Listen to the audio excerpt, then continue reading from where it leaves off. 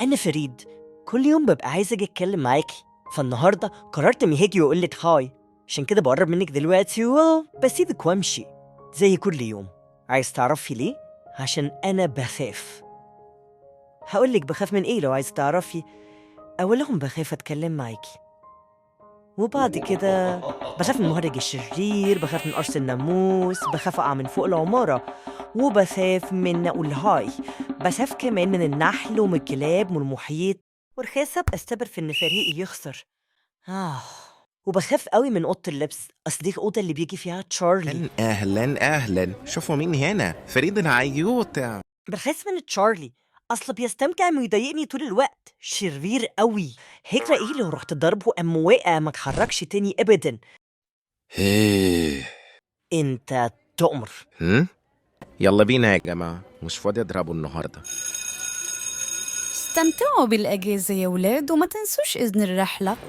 دي هتبقى رحلة حلوة قوي. حلوة؟ انتي مجنونة؟ حشر 30 تلميذ جوه أتوبيس ماشي على طريق سريع؟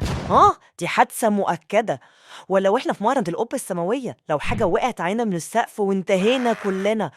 ولا لو قعدت جنب نومي بالصدفة وإيديها لمست إيدي واتوترت، هبقى أضفوكة الفصل كله. فريد، هم؟ جبت إذن الرحلة؟ أنا أصلي مش جاي. أهلا فريد، أنا أصلي فرحانة إن احنا نطلع رحلة سوا، وكنت بسأل لو تحب أقعد جنبك؟ أنا لازم أمشي، بس هشوفك في الرحلة. لا يا نومي، لاني مش هاجي. دلوقتي بابا وماما يعرفوا ان انا مش عايزه اروح الرحله، يقعدوا يتكلموا معايا ويحاولوا يقنعوني. فريد، مش معنى انك خايف انك تسلي خوفك يحبسك، لازم تجرب ويمكن تتبسط. محدش بيفهمني. ما بخافش من افلام الكرتون وبزهق منها، اصلهم بيسافوا من حاجات خياليه. انما لو عاشوا الحياه الحقيقيه هيلاقوا حاجات كتير قوي تخوف.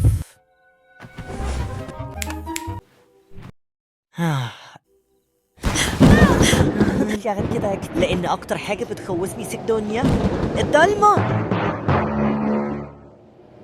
يا ضلمه كفايه بقى بخوفيني. هو في ايه؟ اسمع، كفاية قوي كده. خوف وزهر خايف يا ماما خايف.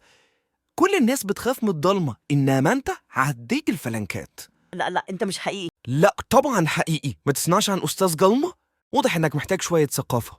هشغلك فيلم وثائقي عن قصة حياتي. أستاذ ضلمة اللي هو أنا، موجود من ملايين السنين. وبس كده، النهاية. ما عجبكش؟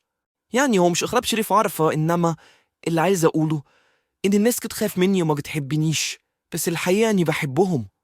بص، دول الناس اللي بيكرهوني: تشارلي الشرير، وآدم الغبي، وسعيد السخيف، ونادين المتنمرة. هي نقلت من المدرسة بس لسه توعت لي جوابات تهزقني فيها. كويس. إيه ده؟ كان عندي رحلة كنت هقابل نومي فيها، بس أنا بخاف من الرحلات. حلاك عندي. إيه رأيك لو تيجي تقضي معايا يوم وتشوف شغلي بيمشي إزاي؟ هتغير وجهة نظرك في حاجات كتير قوي وهتتبسط. فريد العيوط. سوا، وكنت بسأل